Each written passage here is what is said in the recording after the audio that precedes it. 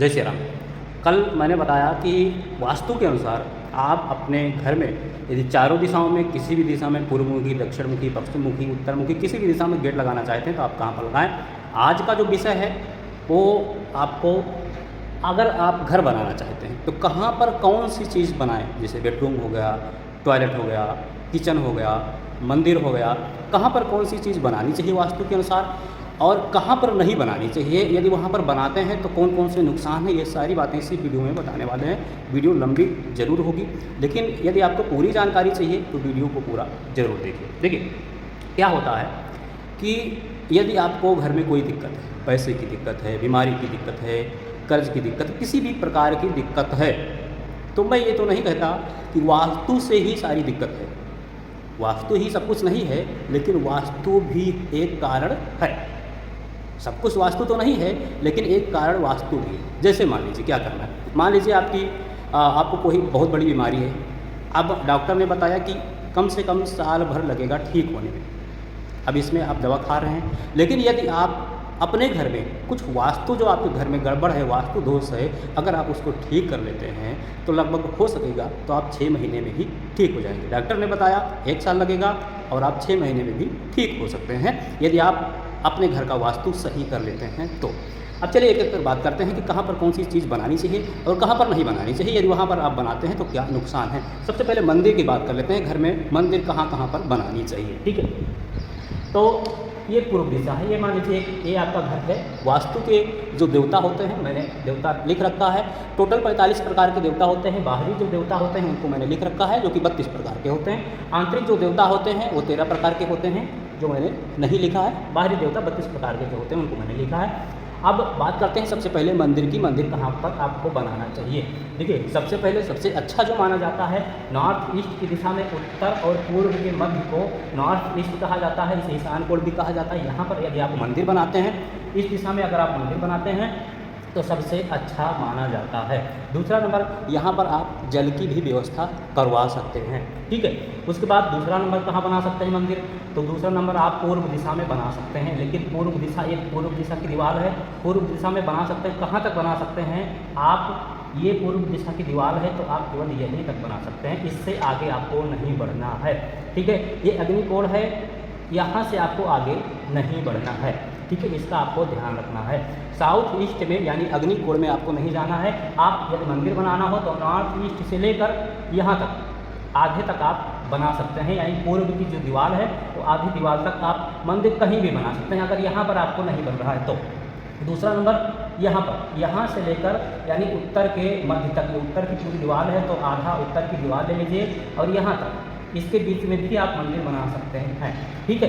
तो ये 3 जगह हो गई। एक ईशान कोण हो गया, यहाँ पर नहीं बना सकते, तो यहाँ से लेकर यहाँ तक किसी भी बीच में कहीं भी बना सकते हैं। और यहाँ पर नहीं बना सकते तो यहाँ से लेकर यहाँ में कहीं भी आप मंदिर अपना बना सकते हैं, ठीक है। अब दूसरा नंबर क्या हुआ, यदि आप मंदिर अग्निकोण में बना लेते हैं, साउथ ईस्ट में अग्निकोण में मंदिर नहीं बनाना चाहिए। यदि आप गलती से बना लेते हैं तो समझ जाइए कि एक्सीडेंट के चांस आपके घर में बढ़ जाते हैं, ठीक है। यहाँ पर क्या बनाना चाहिए अग्निकोण में, अग्निकोण में आप किचन बनाइए, ठीक है, क्योंकि अग्नि की दिशा है। किचन में क्या होता है, रसोई घर में क्या होता है, हमेशा आग जलती रहती है, तो आपको यहाँ पर किचन बनाना है। और यहाँ पर ईशान कोण में आपको किचन नहीं बनाना है, मंदिर बनाना है। मंदिर नहीं बनाते हैं तो खुला स्थान रखिए, ठीक है, यहाँ पर कुछ भी मत बनाइए। ये हो गया, ठीक। अब बात कर लेते हैं कि टॉयलेट आपको कहाँ कहाँ बनाना चाहिए, ठीक है। तो टॉयलेट सबसे पहले आप छोड़ दीजिए ईशान कोण, ये है ईशान कोण, इसको छोड़ दीजिए। अग्निकोण, इसको आप छोड़ दीजिए, ठीक है। अब उसके बाद आपको आना है साउथ वेस्ट में, यहाँ पर। तो यहाँ पर आप अपना टॉयलेट यहाँ पर बना सकते हैं, यहाँ पर आप अपना टॉयलेट बना लीजिए। यहाँ भी लोग बनाते हैं साउथ ईस्ट में नैऋत्य कोण में, लेकिन यहाँ पर एक चीज़ आपको ध्यान रखना है कि आप यहाँ टॉयलेट बनाइए तो, लेकिन टॉयलेट का जो गड्ढा है उसको बोल कर भी मत बनाइएगा, नहीं तो बर्बाद होने में समय नहीं लगता है, ठीक है। तो टॉयलेट आप यहाँ पर बना लीजिए। दूसरा नंबर, आप यहाँ पर भी बना सकते हैं वायु कोण के पास में, ठीक है। पश्चिम के दीवार में वायु कोण यहाँ पर है, वायु कोण कोना छोड़कर थोड़ा आप यहाँ पर अपना टॉयलेट बना सकते हैं, ठीक है। ये हो गया। उसके बाद क्या करना है कि जब भी आप अपना घर बनाएं तो उत्तर दिशा की जो दीवार है, ये ये जो उत्तर दिशा की दीवार है, इधर आपको हमेशा हल्का रखना है, ज़्यादा कुछ नहीं बनाना है या ज़्यादा कुछ भारी सामान नहीं रखना है, सीढ़ी वगैरह नहीं बनाना है, टॉयलेट नहीं बनाना है, नहीं तो पैसे की तंगी आपके घर में हमेशा हमेशा बनी रहेगी। इस बात को आपको ध्यान रखना है। उत्तर दिशा हमेशा आपको हल्का रखना है, दक्षिण दिशा हमेशा आपको भारी बनाकर रखना है। ठीक है, जैसे आप यहाँ पर कोई भारी भरकम सामान हो दक्षिण दिशा में रखवा दीजिए। दक्षिण दिशा में आप अपना बेडरूम भी बना सकते हैं। ठीक है, नैऋत्य कोण में ज़्यादातर कोशिश करें यहाँ पर साउथ वेस्ट में कि आप सीढ़ी बनाएं। सीढ़ी वजनदार होती है तो सीढ़ी आप यहीं पर बनाएं। ठीक है, जो भंडार कक्ष होता है वो भी आप साउथ वेस्ट में और दक्षिण में बना सकते हैं, क्योंकि वो भारी सामान होता है।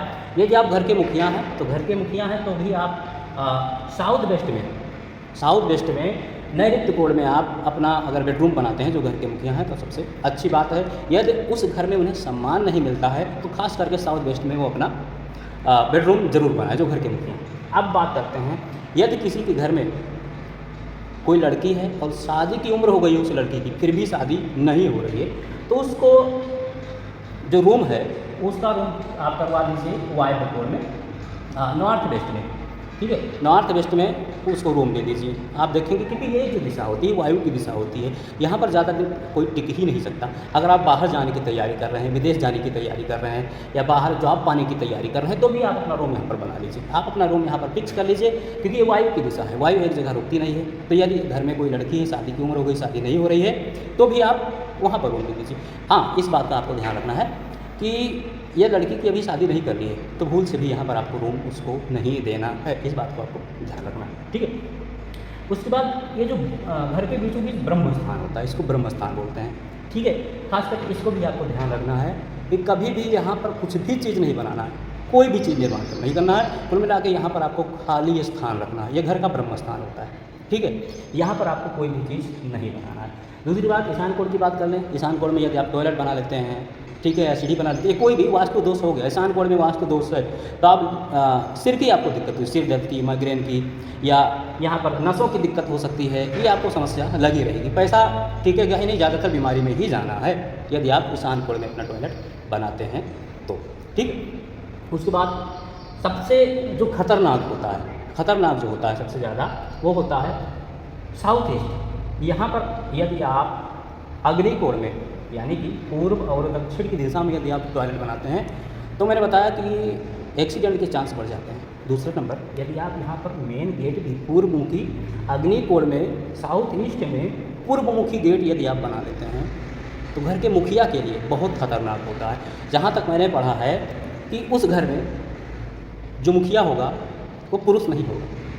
पुरुष नहीं होने का मतलब, मेरे कहने का मतलब, शायद उस घर में किसी वजह से, किसी कारण से पुरुष ना हो और महिला ही वहाँ की जो होगी मुखिया होगी। ठीक है, इतना खतरनाक होता है ये। अगर यहाँ पर आप साउथ ईस्ट में अग्नि कोण में अगर आप गेट बना लेते हैं, पूर्वमुखी गेट बना लेते हैं तो छोटी छोटी जानकारी थी वास्तु दोष के बारे में। यदि आपको भी ऐसा लगता है, आपके घर में पड़ोस में ऐसा बन रहा है, आपके साथ हो रहा है, कमेंट करके ज़रूर बताइएगा। और जो भी आपके साथ हो रहा है, जो बताया सच हो रहा है, ऐसा लग रहा है कि हाँ मैंने सच बताया, तो उसको भी आप कमेंट करके ज़रूर बताइएगा। ठीक, वीडियो अच्छी लगी तो वीडियो को लाइक करें, चैनल को सब्सक्राइब करें। जय श्री राम।